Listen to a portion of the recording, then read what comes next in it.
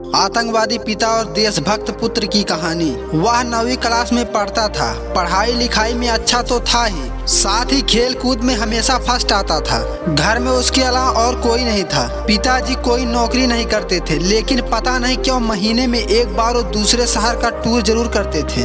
एक दिन उसने पूछ ही लिया, पिताजी आप महीने में एक बार हमेशा अकेले दूर नगर क्यों जाते हो? उसके पिताजी ने उसको समझाया, बेटा पहले मैं सरकारी नौकरी में था, लेकिन तुम्हारी माँ के निधन के बाद मैंने नौकरी छोड़ दी। मुझको अपने जमा पैसे का कुछ अंश पेंशन के रूप में मिलता है, जिसको लेने मैं शहर जाता हूँ। यह बात सुनकर बालक चुप हो गया और वहाँ से चला गया। जनवरी माह आ गया था। उस बालक ने पिछले साल की तरह इस साल भी वह अच्छी तरह से पढ़ाई में लग गया और देर रात तक पढ़ाई करता रहता। हर दिन की तरह वह अपने कमरे में बैठकर पढ़ रहा था कि अचानक एक सफेद कार उसके घर के सामने आकर रुकी। वह खिड़की से झांकने लगा। उसने देखा कि 3 आदमी कार से उतरकर बातें कर रहे थे। कुछ देर बाद एक आदमी ने कार से एक पैकेट निकालकर उसके पिता को दिया और उनसे कहने लगा, आज रात को इस्पात कारखाना खत्म, और सब हंसने लगे। यह बात सुनकर बालक को शक हो गया था। उस पैकेट में कोई विस्फोट चीज है। वह बाहर वाले दरवाजे से बाहर निकलकर अपने पड़ोसी मित्र के पास जाकर पुलिस को इन्फॉर्म कर दिया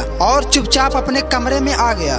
रात के करीब 12 बजे उसके पिता जैसे ही बाहर निकले, पुलिस ने उनको रंगे हाथ पकड़ लिया। उसके पिता जोर जोर से कहने लगे, कौन मूर्ख है जो मुझे पकड़वाया है? अपने पिता की आवाज सुनकर वह बालक सीना तानकर उनके सामने आकर खड़ा हो गया। उसको देखकर उसके पिता की आंखों में आंसू आ गए और चुपचाप वहाँ से चले गए। अपने देश की सेवा कर वह बालक बहुत ही गर्व महसूस कर रहा था।